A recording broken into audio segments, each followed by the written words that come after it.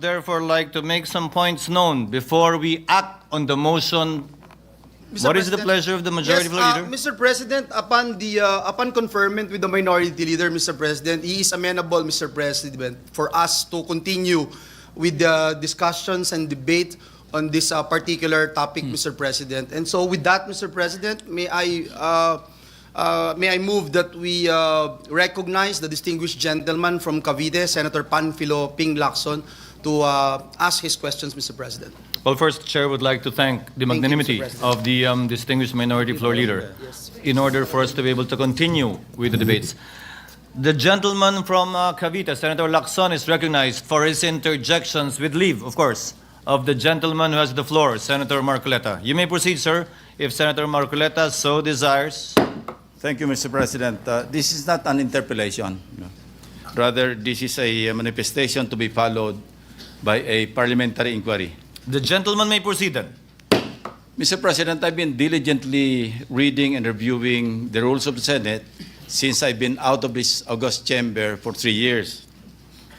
Nowhere in our rules can I find a provision on a motion to dismiss, as submitted by the honorable gentleman from Tarlac.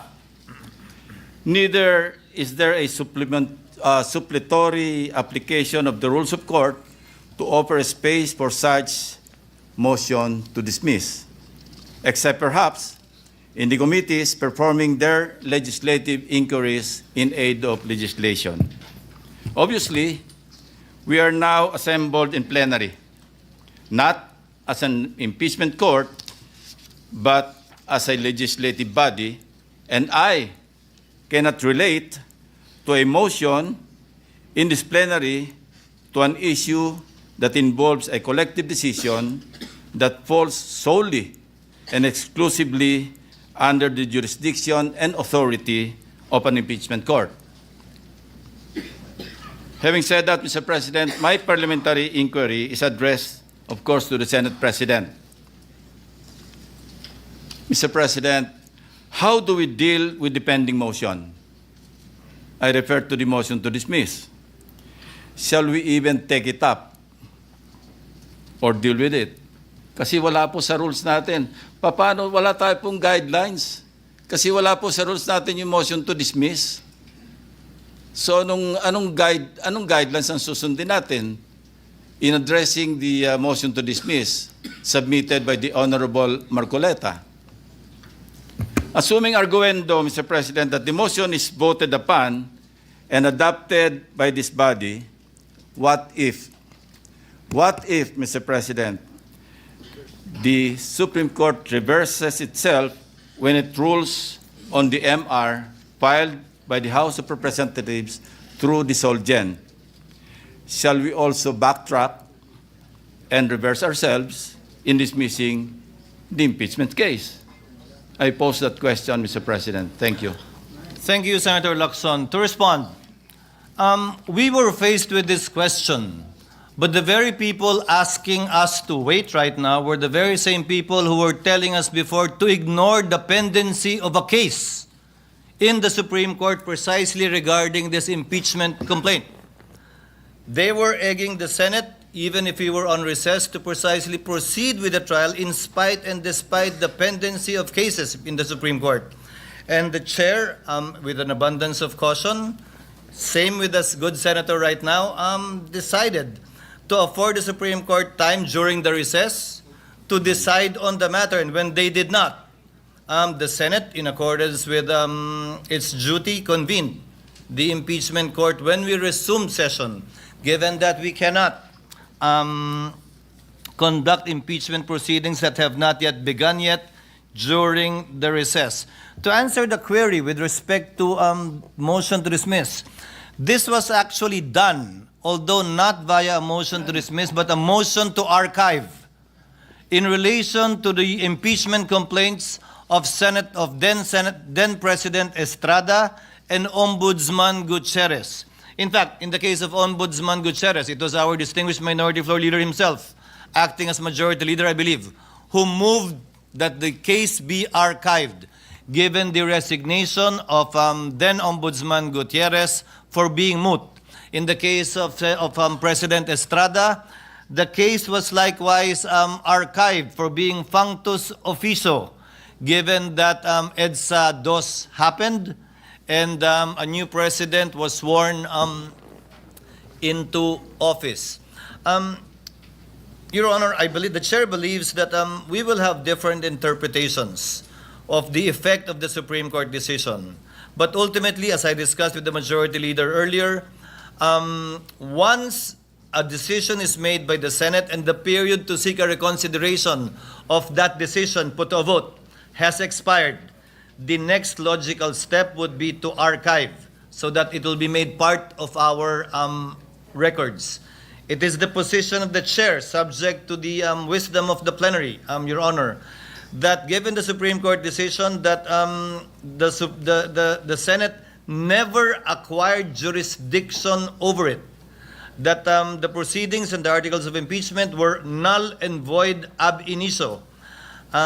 Indeed, there might not even be anything to dismiss, and the procedure would be more properly to archive, similar to what we have done in the past, so that these proceedings will still be made part of the Senate's records. But we will cross that bridge once we put it to a vote, Mr. President. I go Your back Honor. to my previous question, Mr. President. Anong gagawin natin sa motion to dismiss? How do we deal with it? May We I are in answer, plenary Mr. as a legislative body. We're not an impeachment court. So yun ang tanong ko po, Mr. President. Yun ang essence ng aking parliamentary inquiry. The predisposition of the chair is what I stated, but subject, of course, to the wisdom of plenary. Maybe here from Senator Marcoleta, with respect to his ideas, given that he is the proponent Mr. of the President, motion. it is true that the motion to dismiss is not part of our rules. But it is part of our rules po yung pagiging suppletory application po ng rules of court. In the rules of court, yung korte po can motu proprio dismiss a case kung wala pong jurisdiction. And considering that the rules of court has become part of our rules, that's why I use the motion to dismiss. Pag wala pong jurisdiction, halimbawa, sa isang korte, collection case po ito, 5,000 pesos po yung pinal niya, dinismiss po ng court kahit hindi pa sumagot yung kalaban, Mr. President, kasi ang jurisdiction po ng korte hanggang 3,000 lang. Ganun po ibig sabihin nun. Minsan po, wala pong, hindi po verified yung complaint, dinismiss. Sa motu proprio, talagang dinidismiss. Paano po kaya kung sinabihan pa nga na the Senate didn't acquire jurisdiction over the case? Mas lalo po sigurong dapat nating panindigan na talagang i-dismiss na po natin, Mr. President. Senator Lacson is recognized. Again, I refer to our rules, Mr. President. Wala rin po ako makitang suppletory application sa rules of the Senate pagdating sa plenaryo. Pwede pong gamitin ito sa mga committee hearings, Sa impeachment. inquiry in aid of legislation. But we are not there. We're here in plenary. Maski po basahin natin na 100 beses ang ating rules of the Senate, wala pong suppletory application sa ating rules. Thank you, Mr. President. The point of Senator Lacson, insofar as that is concerned, is well taken. Senator Pangilinan. Just on the point of Is recognized. suppletory, the rules of court being suppletory. Mr. President, the rules that are suppletory presupposes that there are no rules of the Senate or the Senate impeachment court. In other words, in the absence of a standing rule or provision of either our Senate rules or the Senate impeachment court rules, then we refer to the rules of court as suppletory to our rules. But in this case, the Senate impeachment court has a specific rule, Resolution number 39. Upon presentation of the articles to the Senate shall specify the date and time for the consideration of such articles. Unless the Senate provides otherwise, it shall continue in session from day to day until final judgment shall be rendered, and so much longer as may in its judgment be necessary. In other words, as an impeachment court, of course, not as a Senate in plenary, but even that is now being debated because this representation believes the sole power to try and decide impeachment cases is the impeachment court and not the Senate in plenary. Mr. President, Majority Floor Leader. Mr. President, next to interpolate, Mr. President, on the list of this representation is the distinguished gentleman from Taguig and Pateros, no other than Senator Alan Peter Cayetano. I move that he be recognized, Mr. President. If I may, Mr. President, with the indulgence of the good gentleman from Taguig and Pateros, yung akin po ay The lady may proceed. susog doon kay Senator Lacson ng mga punto. But, Your Honor, It's the not an chair- interpellation yet, Mr. President. I follow up point to the point of Senator Lacson. If the SP lady may and proceed. the gentleman. Thank you, Mr. President. And with the indulgence, as I said, of the good gentleman from Taguig and Pateros, nabanggit na rin po, Mr. President, pareho ni na Senator Lacson at Senator Pangilinan, yung usapin ng tayo ba, Senate or Senate Impeachment Court ba?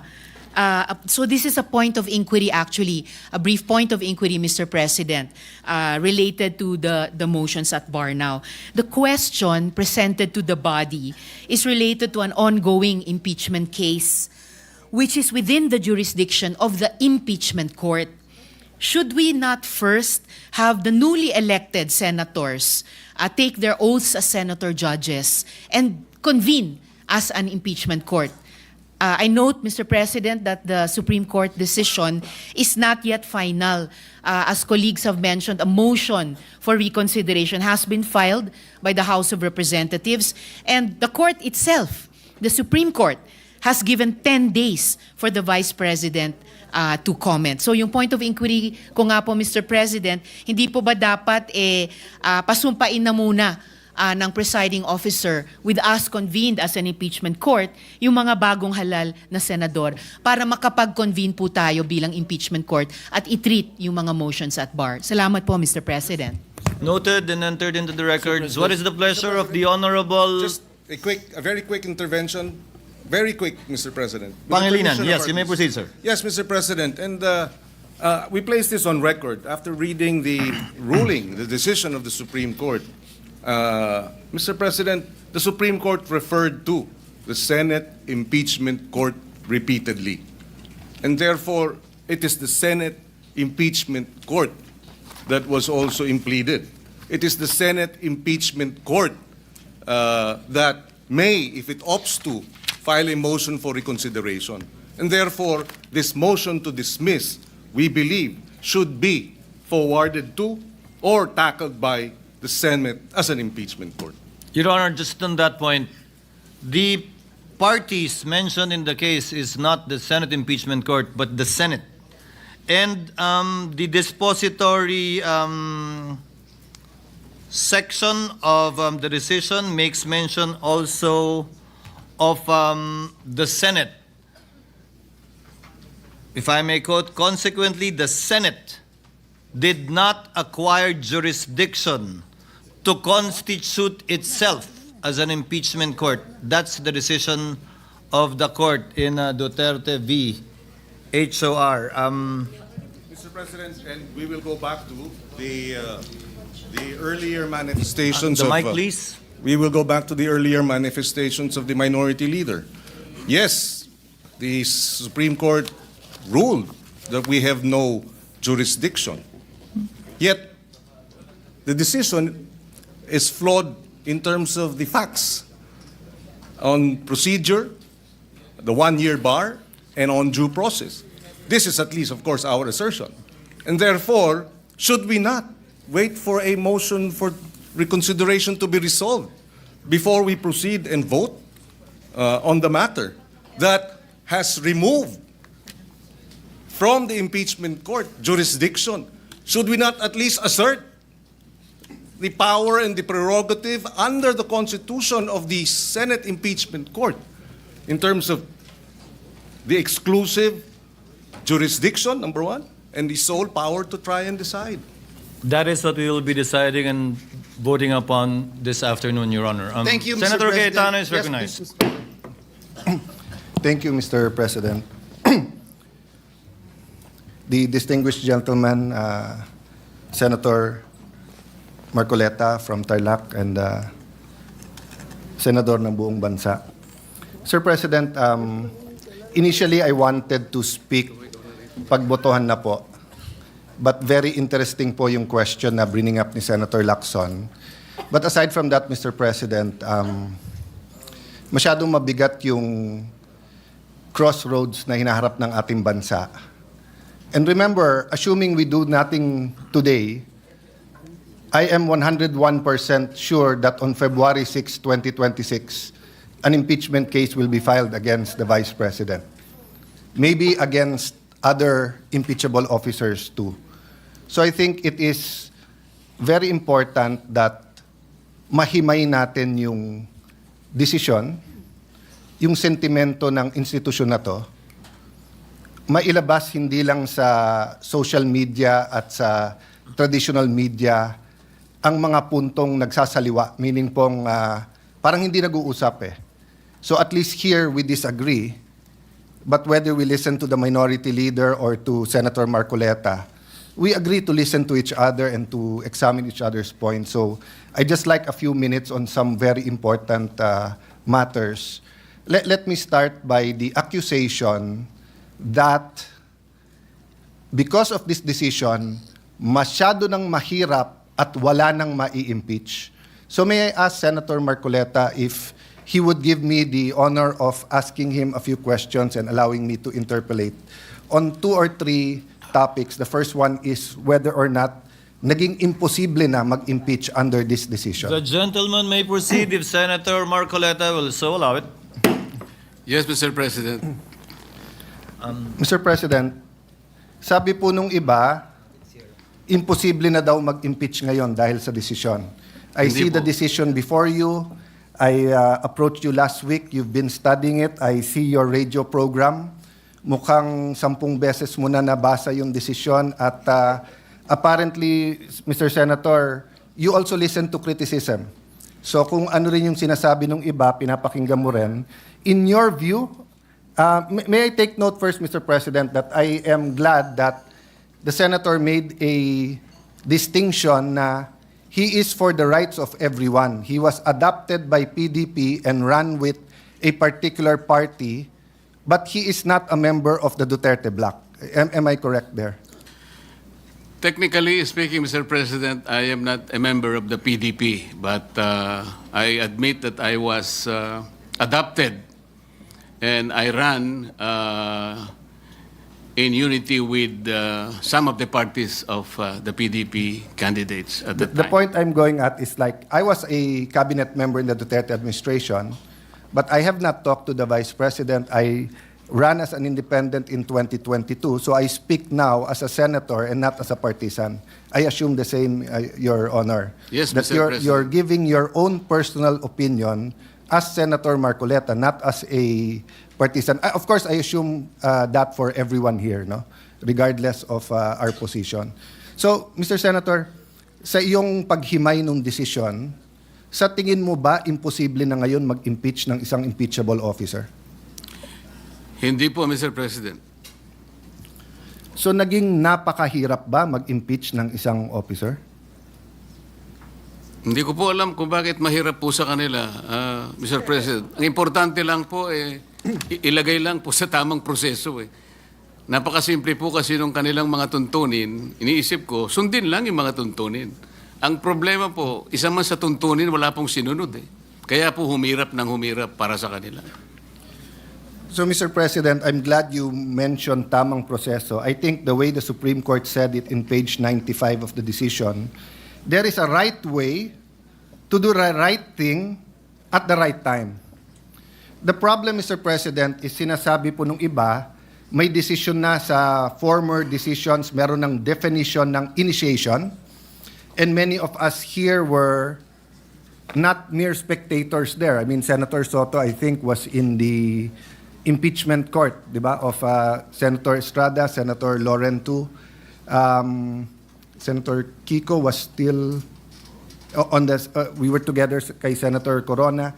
Senator Cheese and I and Senator Miggs were in the House during the prayer 1/3 to the Senate articles of impeachment, di ba? So hindi po tayo stranger sa mga pangyayaring ito. Ang punto ko, Mr. President, Senator Marcoleta, kung hindi nagsabi ang Supreme Court ng specific na dapat sundin, pwede kong ma-interpret na baka naman masyadong mahirap. Baka naman kahit anong i-file kung gustong protektahan, hindi na siya ma-impeach. Paano na yung accountability? But is it true, Mr. President, that on page 93 of the decision, the Supreme Court actually narrated what has to be done for a valid impeachment complaint? Yes, Mr. President. Allow me to read. 1, the draft article of impeachment or resolution should be accompanied by evidence when made available to members of the House, especially those who are considering its endorsement. 2, the evidence should be sufficient to prove the charges in the articles of impeachment. 3, the draft articles of impeachment and their accompanying evidence should be made available to all members of the House of Representatives, not only to those who are being considered to endorse. Impeachment is an act of the entire House, which requires a qualified minority of only 1/3 of its members to be transmitted to the Senate. However, the House of Representatives is a deliberative assembly where each member should be allowed to represent the views of their constituents. Let me stop there first. Mr. President, may problema ba yung number 1 na yung articles of impeachment kailangan may ebidensya? Wala pong problema doon, Mr. President. Hindi ba ho baliktad? Kung walang ebidensya, may problema. Tama po. Kasi kung walang ebidensya, ano yon? Tapon mo sa Senate, bahala na si Batman. So, precisely tama ang Supreme Court that even if 1/3 endorse or file, dapat may ebidensya na. Let me go to the second part. The evidence should be sufficient to prove the charges in the article of impeachment. Mr. President, tama po ba na iba po yung sufficiency at iba din po yung quality or yung burden of proof? Di ba? Opo. So halimbawa po, sa piskalya, hindi po kailangan sa piskalya beyond reasonable doubt. Probable.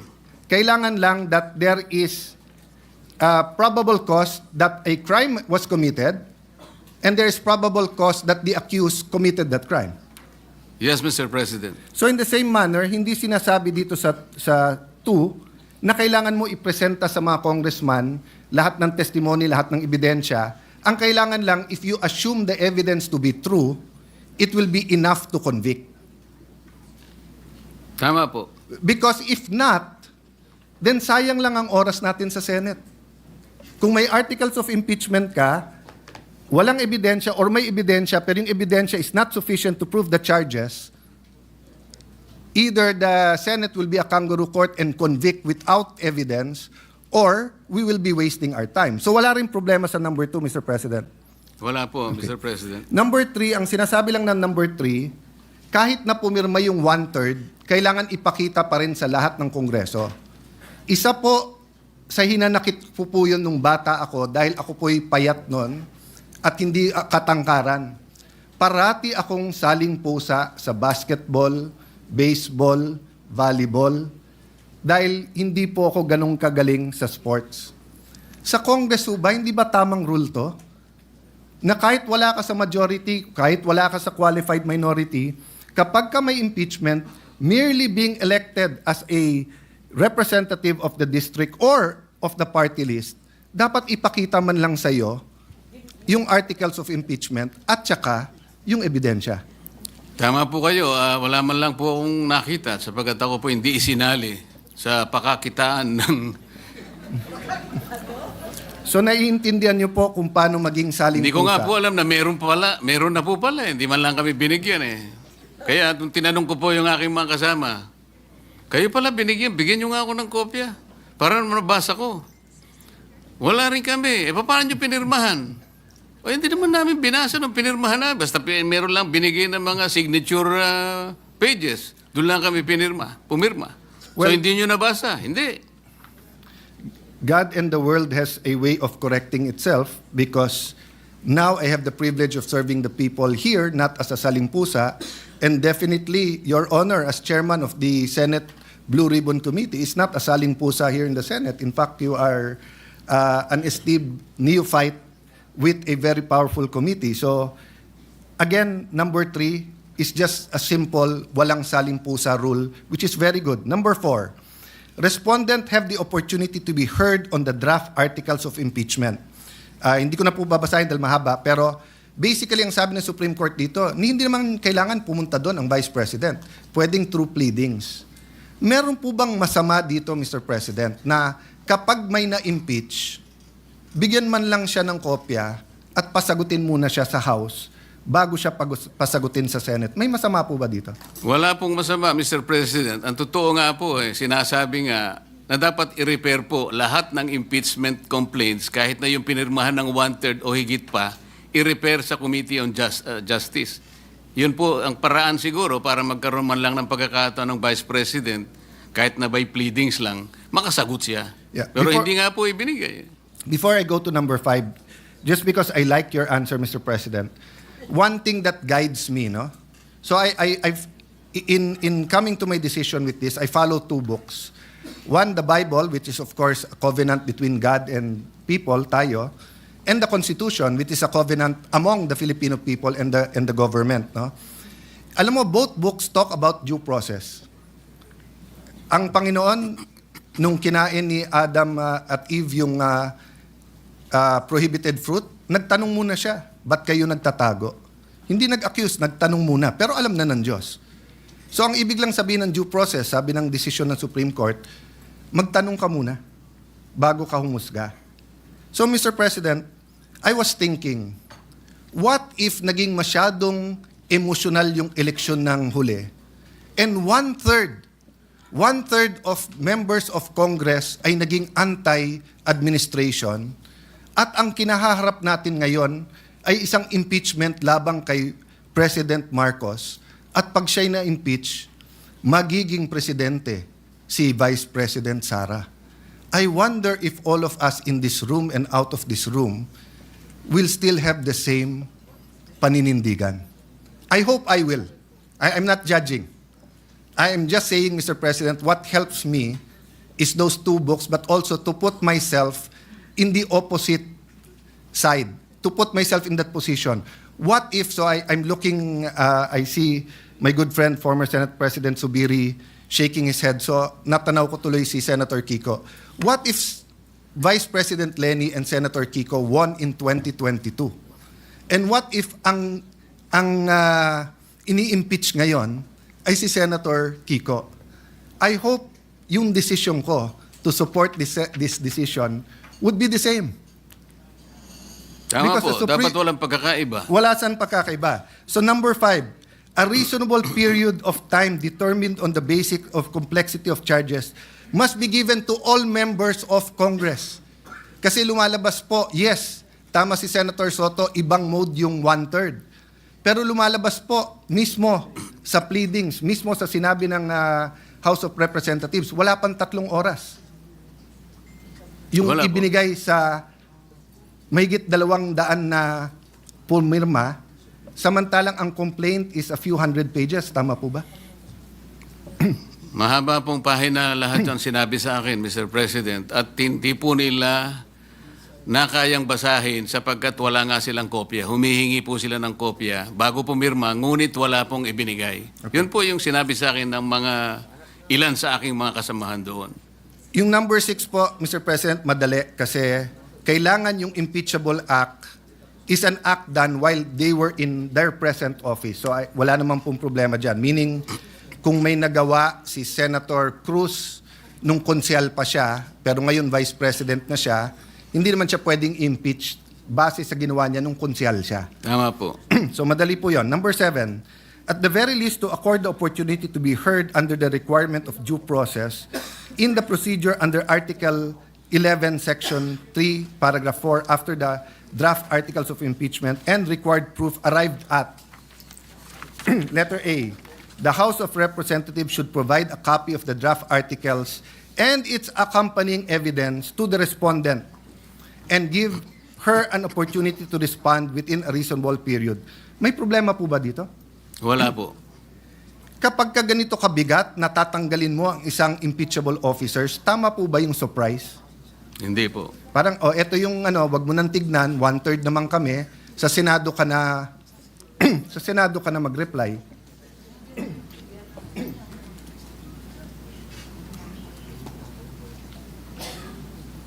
Letter B simply states that all members, again, it's the walang saling pusa. So, Mr. President, in other words, it is not true that it is now too difficult. Sundin lang yung page 93, 94, whether it's February 6 for the Vice President or if anyone wants to file an impeachment against anyone, magagawa to at any time. Tama po, Mr. President. Let me reverse my question, Mr. President. Dapat ba maging madali mag-impeach ng isang officer? I'm asking, of course, your opinion that I value, Mr. President. Depende po sa ini-impeach na opisyal. Pero kinakailangan po hindi dapat magmadali. Kaya dalawa po kasing bagay yun eh. Kailangan po siyang mapagbigyan ng due process niya at gaano man po karami yung ebidensyang inaharap sa kanya. Bigyan natin siya ng pagkakataong makasagot. So maaari pong mahirapan ng konti, tumagal ng konti. Ngunit kailangan po natin ibigay lahat ng proseso sa ini-impeach at sa mga nag-i-impeach. I value your answer on due process, Mr. President, and that's my second point. But if you would just also accept, or maybe I can put on record, I'm of the personal view, hindi dapat maging madali mag-impeach ng isang impeachable officer. Bakit po? Unang-una, iilan lang po sila sa ating bansa. Ombudsman, member of constitutional commissions, President, Vice President, Supreme Court. Hindi dapat madali dahil it's an extraordinary remedy in extraordinary circumstance not to penalize them, but para protektahan ng ating bansa at para nga po alisin sila sa equation if they will damage our country. So, the difference po with this impeachment sa iba, at least the impeachment of President Estrada, President Arroyo, and again, may I be sensitive especially to my friends here, no, who are of that administration, was with us, against us, or like Senator Jingo and Senator JV. Yung feeling kasi doon is that if there was another day na hindi na-impeach, magagamit yung opisina na yon. Kasi presidente pinag-uusapan. Ganon din sa Chief Justice, na habang nandun ka, ma-impluensyan mo yung korte. Pero pag pinag-uusapan mo Vice President ngayon, wala naman siyang hawak na departamento, wala siyang hawak na agency, wala namang police, militar, NBI, Coast Guard, whatever under sa kanya. Yes, we should hold her accountable kung may ginawang mali. Dapat i-impeach pag may ginawang mali. Pero it's not true that today and tomorrow matters that much. Because wala naman siyang opisina na magagamit not only to cover her tracks or to damage the country, di ba? In fact, I doubt kung walang perpetual disqualification yan, baka iba ang suma natin ngayon. But I don't want to go to the political aspect. The point I want to make, Mr. President, is para tayong nag-Goldilocks, pag gusto natin yung i-impeach natin, so nung time na yon na gustong impeach si President Erap, padaliin natin. At kung hindi, walk out tayo. Oh. Kung kakampi mo si GMA, pahirapan natin. Kung kakampi mo si Duterte, pahirapan natin, di ba? So, in that point, I see why the Supreme Court, they made a statement Nag-statement sila about history. Sabi ng Supreme Court,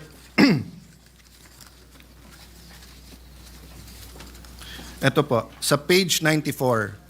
We understand our history. We have learned that in the past, momentary desires to do what is convenient and concede means to ends have inadvertently created precedents that weaken the succor of law for those who dissent, or those that are society's margins, or those who have fallen out of grace from the powers that be. We have learned that the clash of political interests in the past, often disguised by noble intentions, have obscured the need to address the real problems of corruption, inequality, poverty, and disempowerment faced by our people. Kung ito lang po ang sinabi nila, Mr. President, sasabihin kong hindi ba namumulitika yung korte? But sinabi nila to after page 93 na iniisa-isa nila paano mo i-impeach . So parang ang tinuruan na ang Senado at saka House, gusto nyo impeach ang Vice President o sino man, sundin nyo lang to. Wala na kayong problema. So I think in that sense, Mr. President, it's a balanced decision. Ang question, Mr. President, yung tanong ni Senate Minority Leader, former Senate President Soto, operative fact, Mr. President. Mr. President, may I venture to answer the question of Senator Soto nung tinanong niya, ano to? Diba? Ano to yung nag-robe, etc. Nasagot na po kasi ni Sara Geronimo yon. Nung sinabi niya kay Coco Martin, there was never an us. There was never an us. Sinabi kasi ng Supreme Court na void ab initio to. But I have a reason, Mr. Minority Leader, former Senate President, and Senator Ping, why I bring this up. Because I agree with Senator Ping na ano ang i-dismiss natin. Because ang sinasabi ng Supreme Court, and that goes to my last point, for your consideration, Senator Marcoleta, sabi ng Supreme Court, there was never an us, ibig sabihin, void ab initio. So wala tayong i-dismiss. So theoretically, if we do not do anything today,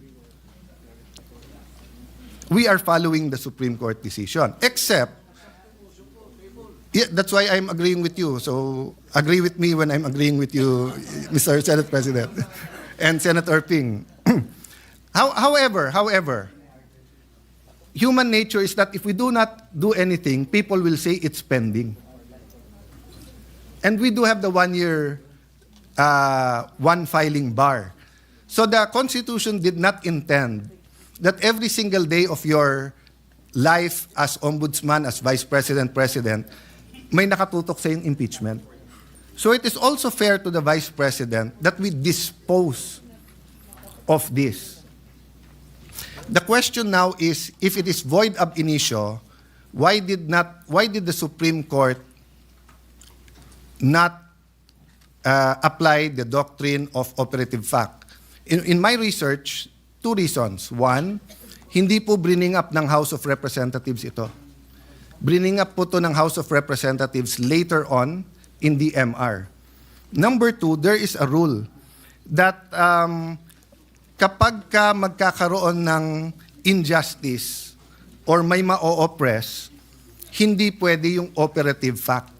So since my finding, please correct me, Senator Marcoleta, if I'm wrong. Since my finding po ang Supreme Court na sinircumvent yung 1 year bar, hindi ka ngayon pwede mag-operative fact kasi para mo ni-reward ngayon yung circumvention. Am I correct sa Yes, Mr. pagkaintindi? President, because the doctrine of operative fact is based on equity and fairness. Wala pong equity talaga eh. Hindi po sinunod ang mga tuntunin. So, sa umpisa pa lang, nagpalusot na, kaya hindi po pwedeng gamitin yung operative fact. I see former Secretary Jeremiah Bellica in the crowd. Sa ease of doing business na si Majority Leader and si Senator Ping, I think, were the sponsors, di ba, or the authors of the law. I don't know kung, ang alam ko, covered ang Congress dun eh. So kapag ka 10 days, at kasi ministerial yung sabi ng Supreme Court eh. Kapag ka nag-file ka ng impeachment, yung 10-day, 3-day, ministerial yon. So even if you do not consider it archived, if you apply the ease of doing business law that Secretary Jeremiah Bellica used to very much push in government, you would come to the same conclusion eh. My point is, Mr. President, we'll never come out with a perfect decision. People will disagree. That's why I agree with the statement of the IBP na ang kailangan sa Constitution ay hindi agreement, kung hindi adherence. The North and South of the United States did not agree on slavery. That's why they fought a civil war. Because they had to see who will adhere to this Constitution, who will treat this piece of paper as a living soul and a covenant of this country rather than just a piece of paper. And grabe po ang devastation sa United States. Buti po tayo nagdidebate lang. Buti po tayo yung dugo ng ating mga bayani ay minsan lang po inalay at ngayon nagdidebate na lang tayo sa desisyon na to. Pero kung hindi natin susundin ang Supreme Court decision and we will court a constitutional crisis, we will tear the Constitution apart. Because, Mr. President, this is going to second to the last question. May option ba tayo not to follow the Supreme Court? Wala po, Mr. President. So it's for academic discussion and for criticism, for enlightenment, and trying to influence the court na masama decision nyo. In accordance, I respect the opinions for those who think na masama yung decision. But in actuality, as an institution, we have to follow, hindi po ba? Tama po, Mr. President. Is the gentleman a member of the Commission on Appointments?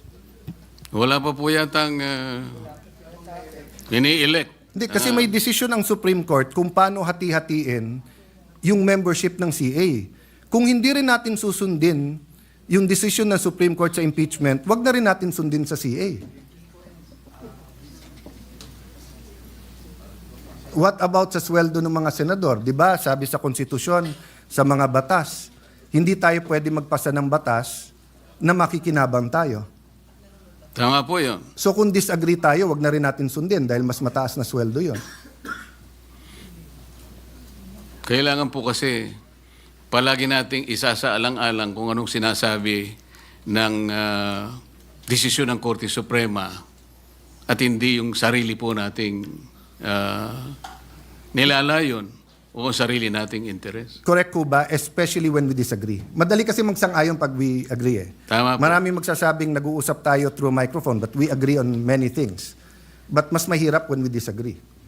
Tama So, po. Mr. President, so since we disagree slightly on dismiss, would the